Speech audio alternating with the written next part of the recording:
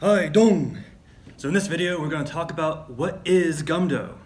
There are going to be two versions of this video. So one's going to be an abridged version, more or less like you just want to know like the quick points about what is Gumdo, and the other one is going to be an extended, a little bit more analytical discussion of what Gumdo is and what it isn't. As any author would know, like if someone asks you, oh, what's your book about? You tend to kind of like just stare off vacantly into the distance, not quite knowing exactly how to go about something. So for me, I'm going to be talking about what is Gumdo in two different aspects. So one of them is going to be just historically, like what is Gumdo from a historical point of view, and then the other one is going to be what is Gumdo in terms of a martial art. So martial arts has two distinct kinds of history. So one of them is going to be the modern iteration of it. So if you think about, again, like Taekwondo, for instance, there is a modern iteration of it, and there is a history that led up to it. So those are two slightly different kinds of history. Now, obviously, they interact, they influence, well, one influences the other, more than the other way around. But first, let's talk about the modern iteration of Haidong Gumdo. So a little bit of backstory, just because everyone loves backstories. So in the post-World War II era, so there was a time period that Korea wanted to find its cultural identity. So obviously this is after the war. Japan has receded mostly from Korea, and they're trying to figure out like, all right, like what makes Korea Korea, right? So what makes, what is our national identity? So a few things actually popped out of this time period. So Taekwondo, in our more modern understanding, came from there. And so did Gumdo. So Haidong Gumdo is what pretty much came from that time of, I won't call it self-discovery because that kind of takes away some of the seriousness of it, but like finding that cultural identity. So Gumdo is the Korean sword style. So full disclosure, I am using at least this book, at least in part, as a source for some of my history. So if you take a look at a book like that, it shows some of the allegedly ancient manuals talking about what ancient Koreans used. So again, this is time periods like hundreds and hundreds of years ago. So if you take a look at some of the manuals, you're going to find a lot of similarity to the point that it's like, all right, like I can understand that that Haidong Gumdo came from this legacy. So reeling it back into more modern times, so in the late 60s, early 70s, or about that time period, Jung Ho Kim more or less made Haidong Gumdo. After creating Haidong Gumdo, he made the World Haidong Gumdo Federation, which is if you're not familiar with the structure of Haidong Gumdo, that is like the top rank. So that's from Korea, and that is where all the other subsets of Gumdo come from. And that's pretty much where I'm going to end the history portion of it. There are tons of other sources that you can take a look at. Again, with everything, especially with history. So again, with martial arts, you can actually like play with it. You can actually kind of feel certain truths. History is a little bit more difficult to pinpoint. So always be aware of sources that you might Google or look into, but take everything with a grain of salt. So let's talk about what is Gumdo in terms of an actual martial art. There are several different ways we can tackle what is something. In the shorter version of this video, I'm going to be mostly trying to give you the positives. And what I mean by that is what it is. In the extended version of this video, I'm going to kind of discuss like how it changes or how it's very distinct from other martial arts and kind of understanding what Gumdo is by what it isn't. In general, Gumdo is a form-based martial art. Now, if you're familiar with other martial arts, so for example, with karate, taekwondo, we have forms. You may have heard it called kata. We have gumbup for Gumdo. Those are our sword forms. But that's going to be our main bread and butter as a martial art.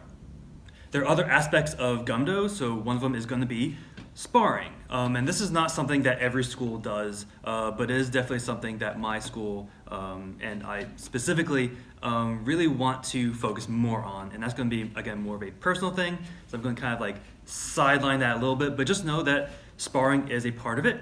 And we also have things that are called skills drills.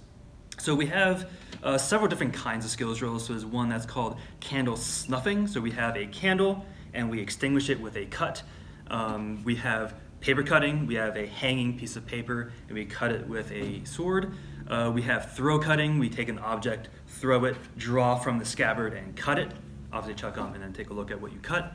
And we also have bamboo cutting. So each of those different skills drills works on a different technique, and I can obviously do a future video on those. But for now, just know that there's all these other aspects of Gumdo that exist. So one more thing on the more nitty-gritty, kind of more bureaucratical stuff about it, is also a belt system. So in general, there are going to be 8 forms, 8 belts leading up to first degree. And from first degree, we have second degree, third degree, etc., etc.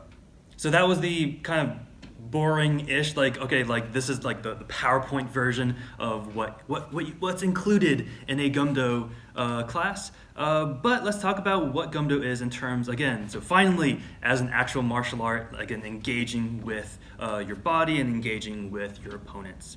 Gumdo is a fluid martial art, and it's also very powerful. So it takes things from softer styles as well as harder styles. Oddly enough, if you've ever trained with a sword or anything like that, swords are actually closer to a soft style than they are a hard style, and I'll kind of explain what that means.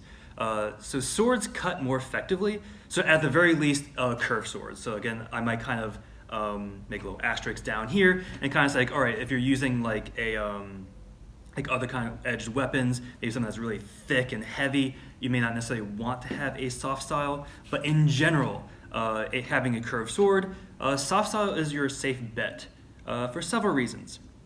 So for one, if you're soft, you tend to be more relaxed, right? So you're not engaging all these tiny little muscles in your arm, in your body. You're kind of using just the big muscle groups that's doing kind of the bare minimum of what's needed to actually throw a fairly heavy piece of sharpened metal into an opponent.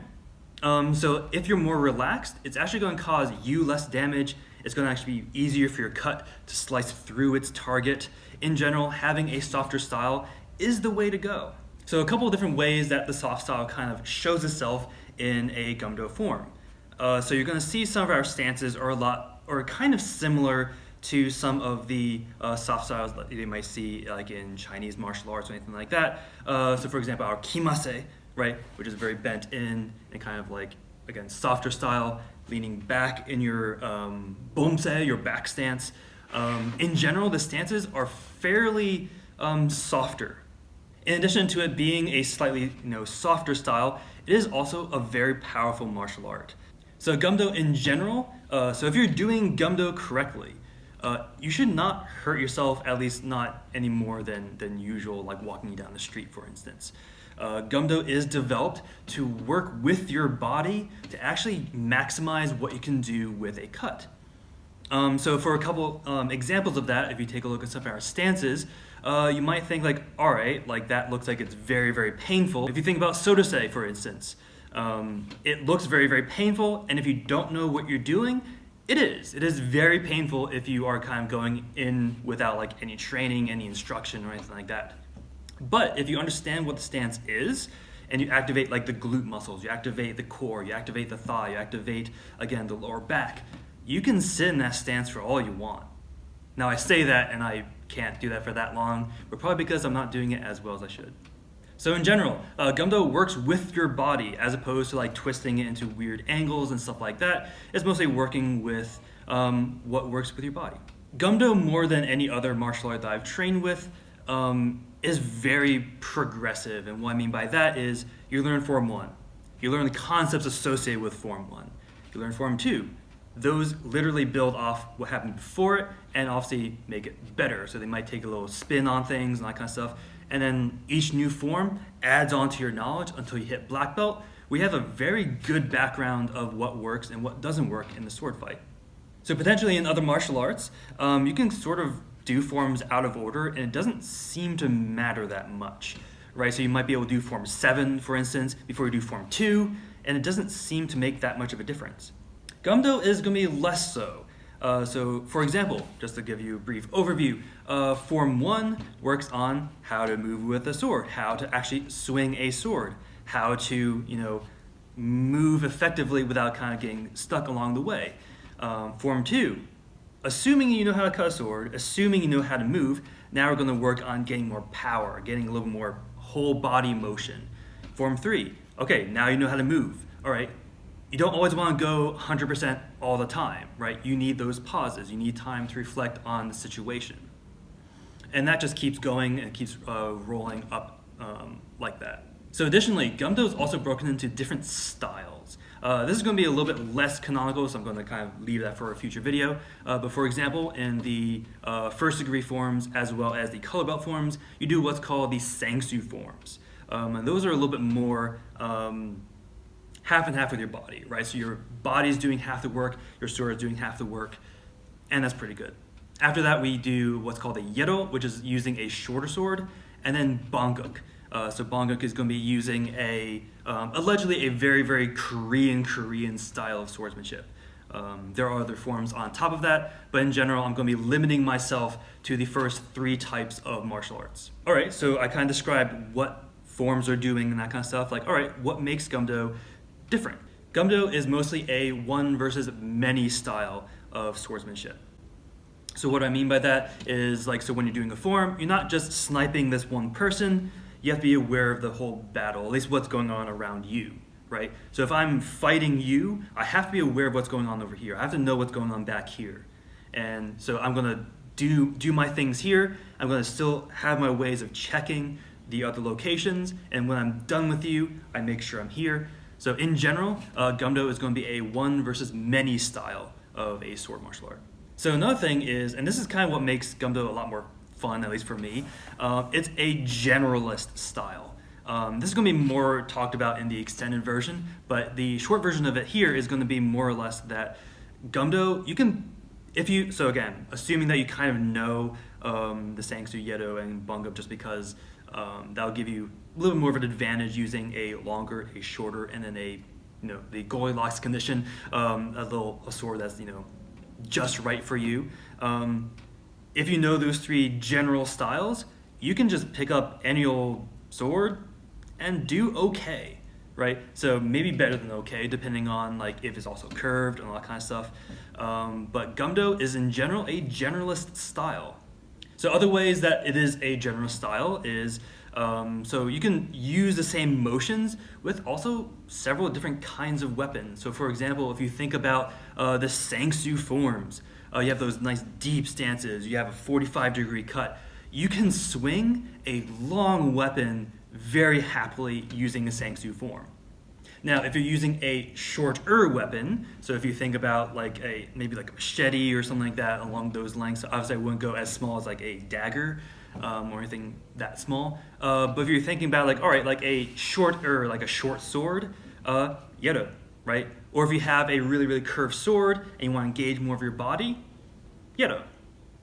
If you have a mildly heavy weapon, or actually in Banguk you actually use a really heavy weapon, and you just want to tear through someone, Banguk.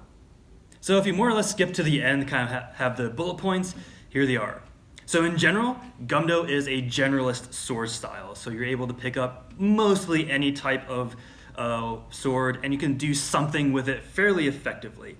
It is also a fluid form. It is also very soft, but also very powerful type of martial art that works on one versus many combat, as opposed to strictly speaking just a one versus one.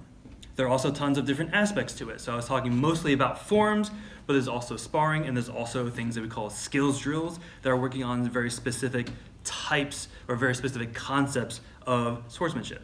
And we also talked about the history of Haidong Gumdo.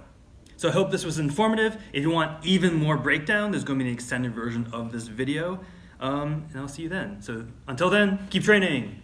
Haidong!